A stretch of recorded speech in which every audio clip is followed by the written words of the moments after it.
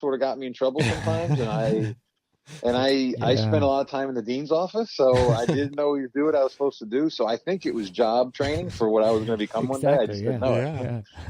So I was my own best teacher, I guess, in a lot of ways. There you go. Yeah.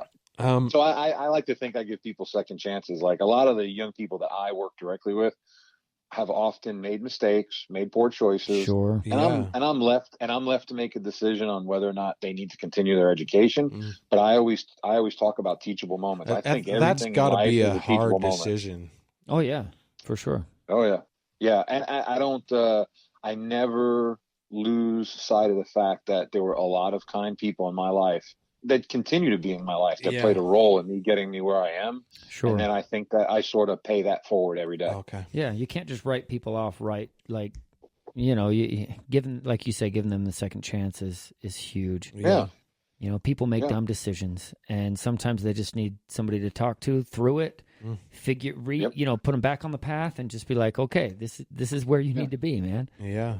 Yeah. And sometimes those hard paths have some hard accountability lessons built in. And sometimes people don't like you in that moment because sometimes when you hold people accountable, it's a little painful for them and for you. For sure. And they don't like it. But I can tell you that for all the people that were irritated at me, more of those people have come back years later and said, thank you. Like you held me accountable. You held me to a standard, and I didn't like you then, but now I realize why you did it, and it's made all the difference in my life. So for sure. That's got to be a great feeling. Oh, I tell people all the time. I said every day when I park my vehicle, the college sits on a hill, and I park just a little ways down the hill, and I walk up, and every day I look forward to work where I've never had a day, even on my hardest day. Now I've walked back down to my vehicle, and the college has got a little bit more of, the environment got a little bit more of my rear end than I had hoped for that day. But But I look forward to coming to work every day. I get up early, about 5 o'clock every morning. I jump on my computer, and I'm excited about the challenges that I face every day. Cool. So I understand you were kind of a fat kid. I was a fat kid after I finished playing college ball. I was a skinny kid. Oh, okay. Yeah. So I got drunk a lot and ate way too much pizza after I finished playing ball. That'll do it. Got up to about 365 pounds. Oh man, it was not a bad situation. I'm 6'5". Okay, 6'5". I could carry it pretty well. I could carry it well, but it still was not healthy. I was wearing like a size 52 pants. Oh my God. Yeah. I was a 4X, sweatshirts, and I was big. I was a big dude. I had to make some lifestyle change. That was post sports, right? So you were so used to being able to eat whatever you wanted because you were playing so hard, and you burned all those calories to not playing anymore. It's common. And drinking. Oh yeah. Empty calories, man. Empty. Well, I think yes, all of that is true, and I mean because that was what contributed to it. But I realize now, it took me years to realize, like I have an addictive personality. When you have an addictive personality, anything you do to excess. Yeah. So like at that time in my life, I was still pretty mentally undeveloped. And so when I drank to excess. When I ate to excess. When I stopped exercising, I stopped exercising. Like I went from playing basketball and training every day and being part of a team and always, weight training and running and, sprinting and doing this. And so I don't have to do that anymore. So then I just stopped. Yeah. I went the opposite direction. Being like overweight was probably something you never even thought was possible. And it sort of just happened. Like, you put on 10 pounds and you go, oh, well, I'll lose it. And then next thing it was 15 and it was 20. And then it was like, well, then you got comfortable carrying at 20. So then I was like, well, that's not so bad. Yeah. And then what changed it for me, and I tell people this all the time, I think there are epiphanal moments. It's the birth of my son. My son was born and he was starting to grow. And I just realized that I was being a terrible example. And then I, Shane, you follow me on social media, and I preach a lot of leadership stuff and whatnot. And I believe in it. I genuinely believe in it. You and I are big fans of Jocko and people like him. And I realized that here it was, I was in a position of leadership. I was a father, which is also a position of leadership. I was, I'm a husband, which is a position of leadership. I'm involved in my community, a position of leadership, all these students. And yet the one person that I could not lead was the person who stared at me in the mirror every time and I was interesting. And I realized if I was going to be credible and if I was going to be able to actually you had to start hold people leading accountable yourself. And I realized I didn't have to be perfect. Like I still got a belly. I still go and have a beer with dinner at night with my friends. And but I also balance that with I train hard. You know, I what I realized is if you're gonna play hard, you have to work hard too. There has to be an equal. Totally. Well, it sounds like to me like you put your addictive personality in to work for you. You know, like absolutely. You found out like the exercise and I think you're a big cycler. And, yeah. And so thousands of miles a year I ride. Oh yeah. And so you put that your addictive personality into check kind of. Yeah, and I think it's like so. You know, when I decided to go back and get my education, I went, and I never dreamed of doing this. I went full bore, finished my master's degree, went and worked on my doctorate, earned my doctorate degree. That's awesome. When I started riding, it turned into doing triathlons, and then next thing you know, we've done 12 full Ironman races, and we're qualified for world championships. That's awesome. I just finished my 12th, and good for you. And then the same thing, like we started training jiu-jitsu, and it was like, oh, we'll just do this every once in a while. And now, like I rolled with Dakota this morning. He was in town visiting his dad. That's awesome. And we rolled. He was like, "Can you turn on a wood burner stove?" So I cranked up the wood burner stove in the garage. We rolled out the mats, and we rolled this morning. My son, a bunch of our buddies. So I mean, this is the 5th time I've rolled this week. You know, so that's awesome. So you just, you know, I don't know, like I real plus I think some of it comes to Shane, John, both of you guys, like with age. You know, I just had my 50th birthday, and that's not old, but it's certainly, it's sort of sobering to realize that you've probably, if you go statistically, I've lived more than half my life already. I mean, if we're just being honest in statistics. And that is sobering. That is sobering. I'm not honest with statistics. That's only halfway. I'm going to 100. But now that is what I told myself. So I said, well, I've completed. I'm at the halfway point is what I told myself. But so when I was 18, you know, an hour's like forever. Now an hour of my time is like so precious. It is. So I want to like. You have to allocate that time out. You know. So I still, like, it's my Saturday morning. I was still up at 5 o'clock this morning, still doing my morning reading. I still wanted to stretch. You know, I want, and my wife was like, what are we doing today? I said, well, Dakota's coming over. We're going to roll.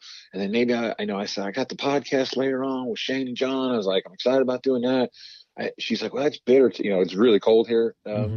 It's unusually cold here, colder than normal. Yeah. I said, well, maybe we could still go for a hike out at the lake. And I've just realized that life is life is precious. And Shane, I'm speaking, you know, I'm preaching to the choir. You know that better than anybody. And I want to take advantage of every breath I'm given and live it fully. So that's kind of where I'm at with it now. That's a great attitude. And it obviously has spread to people in your life. Like, your son, for example, like, oh, thank you. Isn't he like, didn't he play baseball in college? He did. High school he played, and now he trains jiu-jitsu full time. He's a senior at Western Kentucky University, and he graduates in May. But he is the one who sort of got all of us going in jiu-jitsu. So, you know, we kind of all liked it. And, but I mean, we was listening to podcasts, you know, obviously following Jocko and him talking about it all the time. Yeah. And Dakota was just starting to get into it, but he had already moved to Texas, and only like he would come into town and say, hey, he'd say, Schmitty, can you help me? Can you talk to the wrestling team and see if I can get into the room? I want to go practice a little bit. I'd be like, okay. And we'd go roll around with him, but we didn't know what we were doing. But my son was starting as a freshman at Western. He really wanted to get into it. He started training. And, you know, my wife and I, we have one child, and I love spending time with him. Like he's the greatest gift that anything's ever been given to me. And so I was like, you know, how can I spend more time with my son? You know what? Learn how to do jiu-jitsu. So I started training too. So that's cool. So yeah, so it's just a good, so he's super, I mean, he's a smart kid. He's athletic. He gets after it. He was training with us this morning. Dakota was teasing him. He said, Cole, a couple of years ago, I was throwing you all around. He goes, you're not a boy anymore. He says, you're a man. But like my son competes in competitions, and he trains religiously 5 days a week. So he's a little bit more skilled than the rest of us. But yeah. But it's fun, man. It's fun. It's good to get after cool. it, and but like, go ahead, finish up. Well, I was just going to say, just like, when you were talking about Hannah before, but like Dakota, I mean, we were talking about life. Like, Shane, you don't know that I know this about you. So I knew the first time you and Dakota did the podcast together on the Dash, when it used to be called the On the Dash podcast, remember? Yeah. And I was coming back I was actually leading a leadership conference up in Northern Kentucky, and at a different college. They'd asked me to come in and lead a weekend long leadership conference. And Dakota said, "Man, you got to listen to this. You're really going to dig this dude." He goes, "He's awesome." So I listened to that podcast the whole way driving home through the mountains. And I remember telling Hannah about it. Well, and then because she had suffered that brain injury, from her situation. Yeah. And her and I we spend extensive amount of time talking about like living life every day, owning your dash and Hannah all that kind of stuff. Really positive person. Yeah. She just came to visit us last week before she made her trip to Texas to start her first job as a doctor. So now this is her first official. So she came and That's awesome. And she had just been released from her knee brace. And she said, Right. Schmitty, can I meet you at work? And why don't we walk for rehab? So it was bitter cold. And her and I walked about 1.5 miles together, did multiple laps around campus. And she was so happy. And, but it's just all these people, man. Like, and then, but like, I listened to I know Mandy really well. And, listening to your guys' podcast together, like, it just, that was you said it before. Yeah.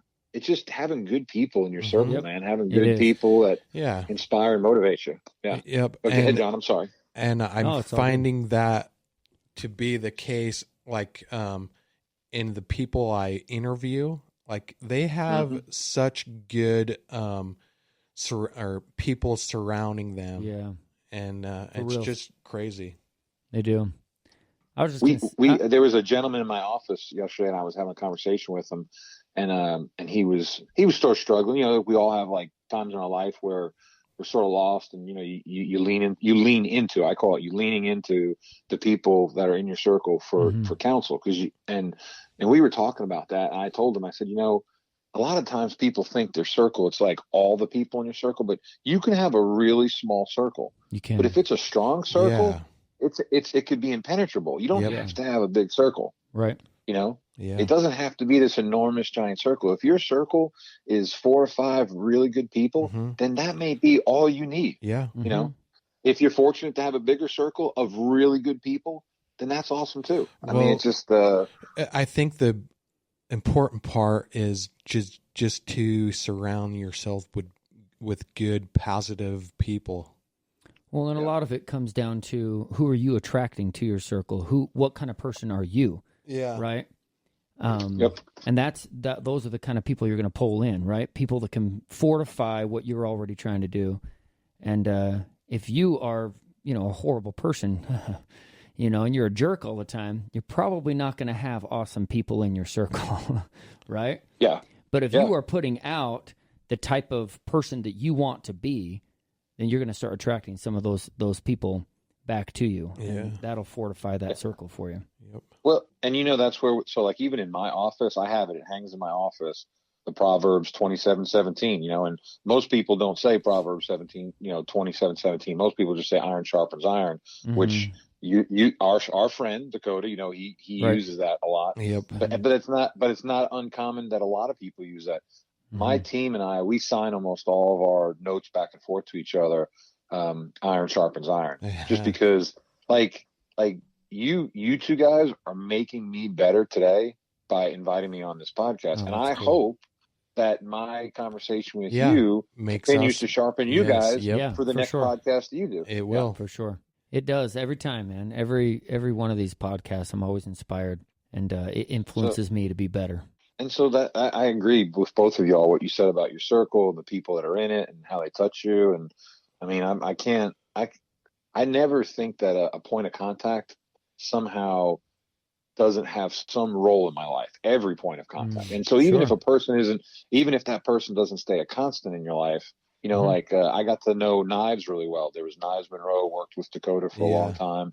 And And Knives and I have stayed really good friends, you know, and there's guys like, there's a guy named Gunny Nunn who was the PR for the PR guy basically